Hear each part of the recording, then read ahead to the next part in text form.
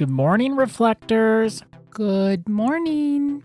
Today is Friday, December 5th, and welcome to this week's weekly reflection and our first weekly reflection of our month of trust.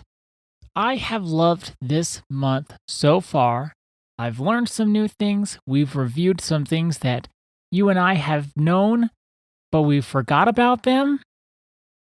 So, this was a great opportunity to check back in because when I was thinking about what we would talk about, and of course, we collaborate on the themes, even if one person is stronger on a theme than the other, like Miss Hustle Culture over there. I thought this would be really good for you. Oh, wait, I need to learn about hustle culture too. So, with trust, while we were collaborating about it and we are both thinking about it, I see trust as something where we review a few things that we've talked about before, but then we also go more in depth and we go into the new. Just like we've gone through hustle culture, we've gone through what's our why, and trust builds off of that. Well, of course, we've talked here on the podcast about content over form, where there are only two contents. That's the motivation behind all our actions. There's either love or there's fear.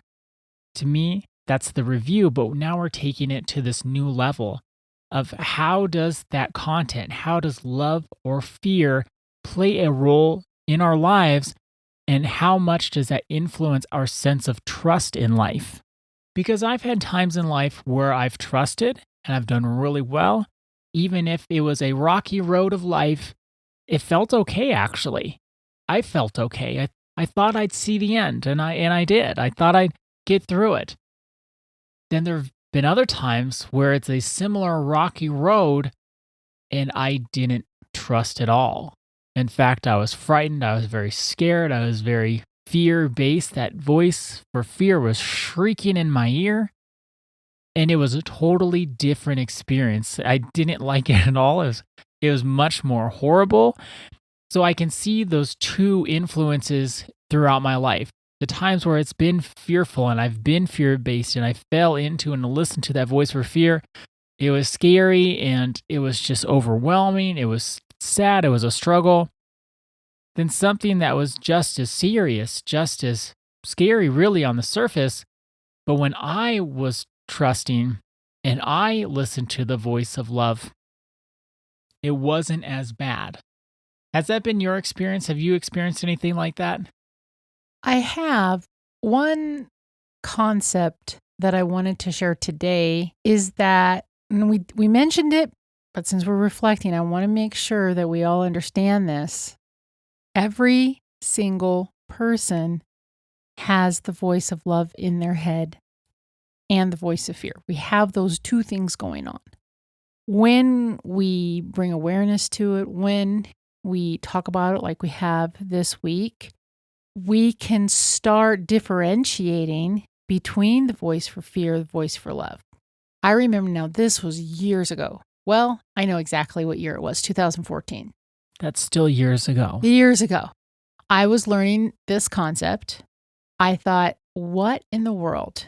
That is not true. I only have this one voice in my head. A lot of times it was fear-based, like the fear-based, oh my gosh, Ada might get in a car accident. But I started listening to what was going on in my own mind. And the voice for fear was shrieking, like you're mentioning, but almost like behind it or beneath the voice for fear, that voice for love was always there. I didn't recognize it, and I didn't know that I had, along with everyone else, two voices in my head. And I could choose fear or I could choose love. And it's important to understand that. If this is completely new to you, I understand where you might think, what are they talking about? Just like I did. And yet, if you bring intention to it, you will notice that that voice for fear will always respond quickly.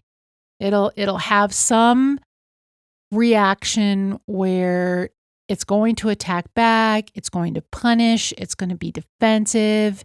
It's going to do all the things that we have articulated on the podcast of how fear shows up. And if you allow that voice for fear to take over, it's damn near impossible to hear the voice for love. But if you bring awareness to it and say, I hear all the fear, but I do want to choose love in this moment.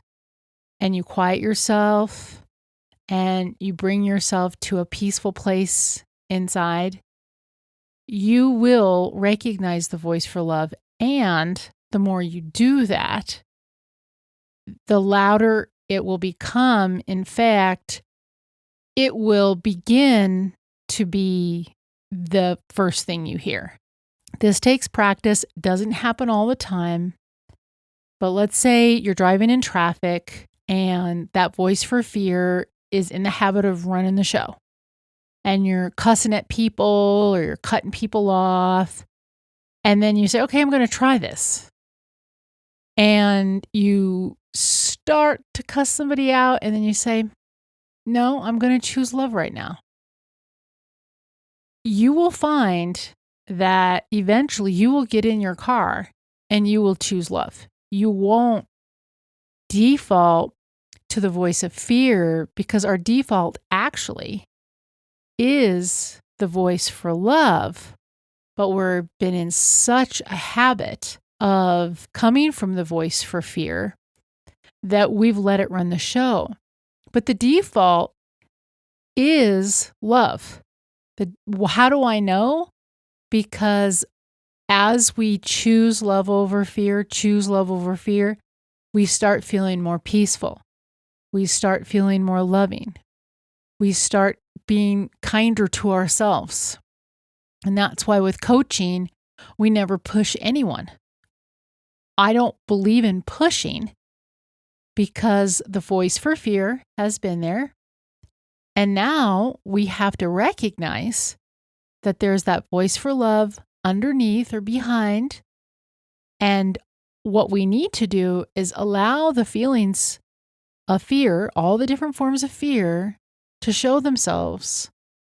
And then to say, I can choose again. I don't have to go down this fearful road. And it's a process like we talked about the other day. But I do want us all to know that we've got the two voices in our head, each and every one of us. Now, some of us have been deep into fear, so much so that we've become mean and violent, and that's a fact of life. And when we allow ourselves to say, I don't need that anymore, I want to choose again, every one of us can choose again. Does that mean that all the repercussions of your violent and mean behavior go away? No, you still have to pay the price for that. But we can come from a peaceful place. And that's why I get up every morning. And I know, Ada, that's why you get up every morning, is we believe that healing is possible. Healing is possible for each and every person. But healing doesn't happen by accident. It's intentional. And it's a choice. To expand upon your example of being in traffic and you're going from cussing and getting angry and all that kind of stuff, and that's coming from fear. I wanted to paint a picture of what would it look like coming from love. You would have the mindset and the attitude, I'll get there when I get there, and I'm going to get there right on time. Even if it's not the time I agreed upon, even if I'm late, it's still right on time, and it's going to be okay. When we can adopt that mindset and that attitude, I'll get there when I get there, about everything, all the pressure, all the tension, the stress and the struggle go away because they're not needed anymore. There's no reason to cuss. There's no reason to get angry. Why not? Because I'll get there when I get there. It will also bring out that compassion Because let's say somebody cuts you off. If you immediately go to this place, well, we're all doing the best that we can with the tools and the awareness we have at the moment. We're going to let it go. We're not going to let it rob us of our peace or disturb our peace. We're going to bring compassion to the situation, and then we really, truly will experience peace. When we experience that peace, we can trust. So, our intention for today and for this weekend is, now that I know that I have both a voice for fear and a voice for love, I will practice listening to the voice for love. Now that I know that I have a voice for fear and a voice for love, I will practice listening to that voice of love. Thank you so much for joining us today. Our day is better because you are part of our day. See you Monday. See you then. I'm wanting something more.